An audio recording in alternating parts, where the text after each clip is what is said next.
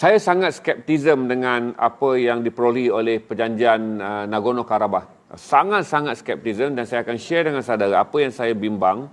Walaupun dia adalah kemenangan kepada sebuah negara Islam, Azerbaijan, kerana saudara tahu bahawa semalam 1 hari bulan Disember, pasukan tentera Lachin berundur, pasukan tentera Armenia di Lachin berundur.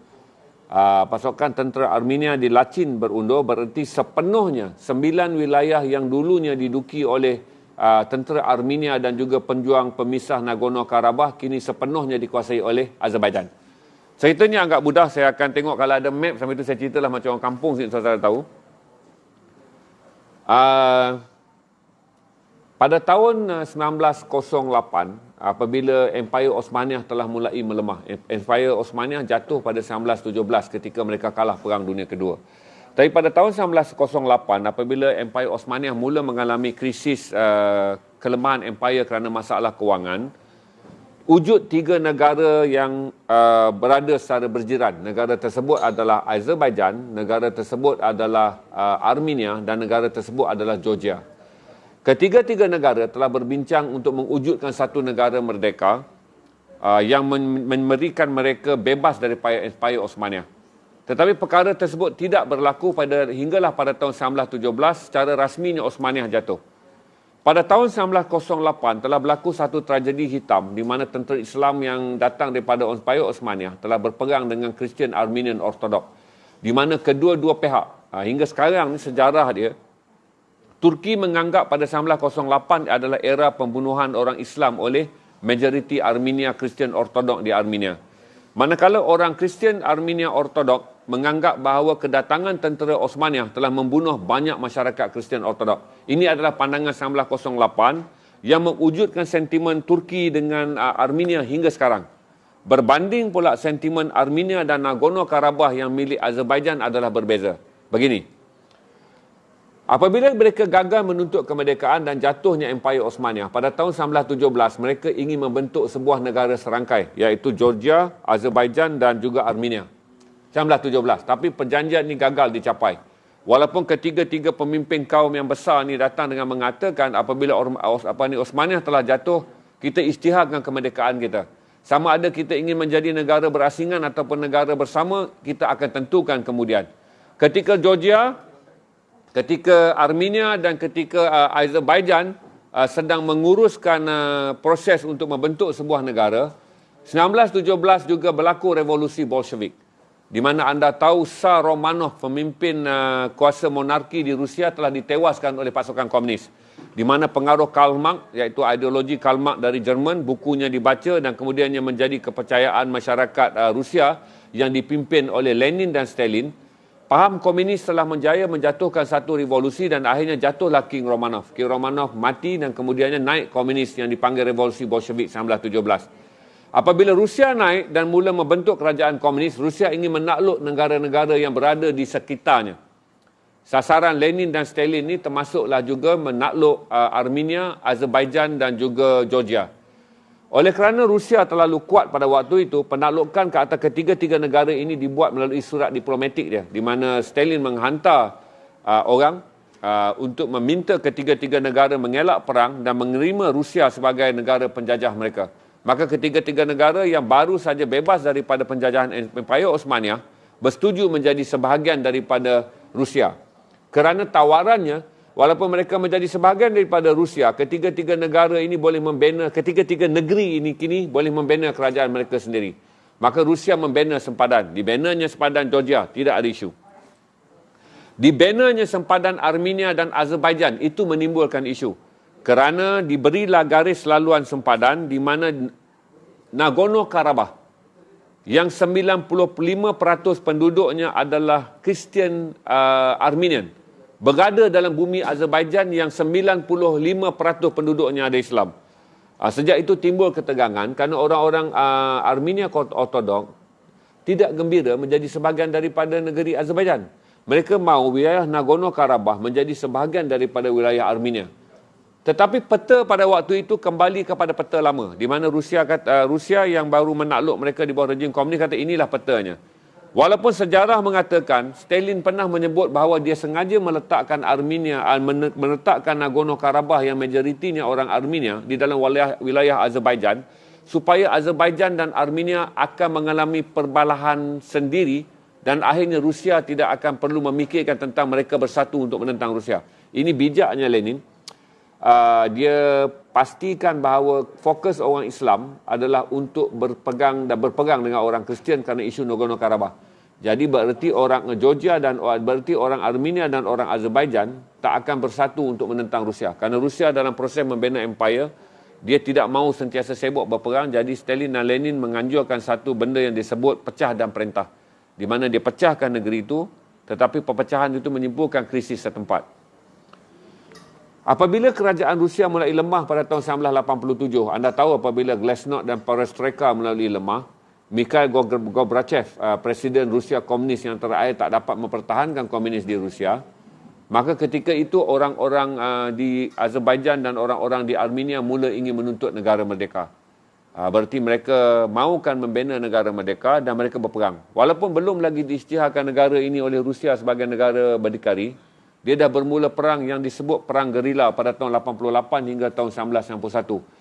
Di mana oleh kerana dekat kawasan sempadan tu dia ada 9 bandar. Antaranya adalah Lachin, Sachun dan juga Ganja. Itu adalah wilayah orang Islam yang kemudian Nagorno-Karabakh. Apabila orang-orang Armenia mendapat sokongan daripada tentera Armenia daripada negara Armenia, mereka berjaya menawan 9 daerah yang sebenarnya milik orang Islam Azerbaijan. Perang ini mengorbankan 30,000 hingga 38,000 nyawa. Itu adalah titik hitam yang menjadikan persengketaan 1988 sampai 1994. Jadi 1994 bila perang dah banyak menumpahkan darah dan Rusia pun telah membebaskan ketiga-tiga negara ini merdeka, maka Rusia, Itali, Perancis dan United Kingdom membentuk satu jawatan kuasa yang diberi nama ECA, jawatan kuasa Eropah yang menyelesaikan masalah Azerbaijan dan masalah Armenia. Kerana perang ini telah membunuh begitu banyak nyawa. Satu perjanjian damai ditandatangani pada 1994 untuk mengakhiri perang yang membunuh ramai nyawa, tetapi penyelesaian itu tidak mutlak. Di mana dunia berkata memang Nagorno-Karabakh adalah wilayah Azerbaijan. Tetapi pada waktu yang sama gencatan senjata dibuat oleh Pertubuhan Bangsa-Bangsa Bersatu dengan menyerahkan wilayah yang disebut Nagorno-Karabakh ini sebagai wilayah yang akan diperintah secara kuasa otonomi oleh majoriti Kristian Armenia Ortodok di Nagorno-Karabakh. Itu kemudiannya apabila berlaku itu, saya cerita pada saudara bahawa bila Presiden Ilham Aliyev menjadi Presiden Azerbaijan, beliau cuba mendapatkan pertolongan daripada Turki untuk merampas kembali negaranya. Kerana Aliyev takut kerana apabila Armenia merdeka, tentera Rusia masih mempunyai markas tentera di Armenia, tetapi tentera Rusia tidak mempunyai markas di Azerbaijan. Berarti secara politik ketenteraan adalah lebih mungkin Rusia akan menyokong Armenia atas semangat mereka mempunyai markas ketenteraan. Yang kedua, mereka mempunyai agama yang sama, iaitu Kristian. Jadi Azerbaijan mendapat pertolongan daripada daripada Turki, kerana Turki secara seterunya juga bermusuh dengan Kristian Armenian Ortodok kerana isu 100 tahun dulu, itu perang 1908. Dan waktu yang sama semua pun tahu bahawa Turki hampir mencampuri semua urusan negara-negara yang berdekatan dengan negaranya. Turki juga berada dalam krisis perang di Syria. Turki juga memainkan peranan dalam perang dengan Israel. Turki juga memainkan peranan untuk tentang ketidakpersetujuan mereka tentang dengan UAE ataupun Emirat Arab Bersatu dan juga Arab Saudi. Apa yang muskil, saudara? Rusia dengan Turki berperang dan juga Rusia dan Turki berkrisis agak lama. Kerana Rusia menyokong rejim Bashar di Syria. Turki menyokong SLA, Syrian Liberation Army, iaitu pasukan tentera yang ingin menjatuhkan Bashar al-Assad. Rusia dan Turki secara rasminya menyokong dua pihak yang berbeza, membantu dua pihak yang berbeza dan menjadi joki kepada kuda yang sedang bertembung di Rusia. Tapi yang herannya dalam kes Armenia, kes Nagorno-Karabakh, Turki dan Rusia mengambil langkah untuk berbaik-baik. Di mana Turki dan Rusia mengambil langkah Rusia mempengaruhi Armenia untuk mengundurkan tenteranya dan meninggalkan bumi Nagorno-Karabakh dan menyerahkan Nagorno-Karabakh sepenuhnya kepada Azerbaijan seperti yang termaktub dalam peta dunia.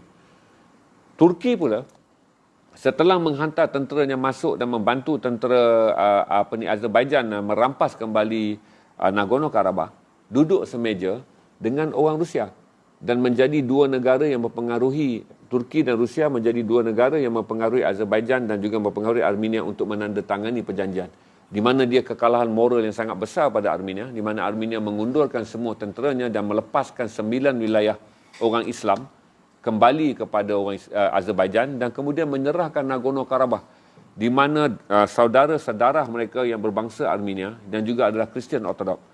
Ini adalah langkah yang tak pernah mereka lakukan hingga dunia tertanya-tanya apakah yang digunakan, resipi yang digunakan oleh Turki dan Rusia hingga Armenia dengan mudah mengundur diri.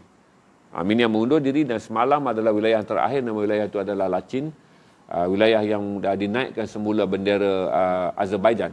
Berarti keseluruhan bumi Islam yang dimiliki oleh sebuah kerajaan Islam di Azerbaijan dapat diambil kembali. Cuma saya jelaskan saudara, jangan lihat dalam keadaan yang sangat mengeliru. Jangan lihat dalam keadaan ini kerana ada politik yang mengelirukan. Islam Aliyev adalah seorang yang sangat pro-Israel. Beliau membeli jet pejuang, 100% jet pejuang yang dimiliki oleh Azerbaijan dibeli secara kontra daripada Israel. Agak aneh, Azerbaijan adalah sebuah negara Islam, mempunyai hubungan dengan Turki, tapi pada waktu yang sama mereka mempunyai hubungan yang aneh apabila mereka menjual 60% hasil minyak. Azerbaijan adalah negara yang banyak minyak. Dia menjual 60% minyaknya secara spesifik kepada Israel. Dan Israel pula secara spesifik membekalkan jet pejuang kepada Azerbaijan. Salah satu kemenangan besar Azerbaijan dalam perang ni, selain daripada komando darat yang disokong oleh tentera Turki dan pejuang Islam yang dibawa masuk dari Syria, kemenangan yang besar adalah kerana Armenia tidak mempunyai pasokan udara. Sedangkan Azerbaijan menggunakan jet yang mereka beli dengan pertukaran minyak daripada Israel untuk menang perang ini. Itu untuk saudara lihat secara jelas bahawa complicatednya kes ini adalah kerana walaupun Turki menolong Azerbaijan, tetapi Azerbaijan menjual minyaknya kepada Israel. Dan Israel adalah musuh nombor satu Turki. Walaupun Turki membantu Azerbaijan, Azerbaijan menjual 60% minyaknya kepada Israel. Turki dan Israel berbalah dalam isu yang perang yang sangat lama. Dalam isu yang sampai hari ini pun kalau tanya siapalah musuh nombor satu, Turki adalah Israel. Siapakah musuh nombor satu Israel sekarang adalah Turki. Itu gambaran yang saya share dengan saya. Kita ada berapa number sekarang ni dah?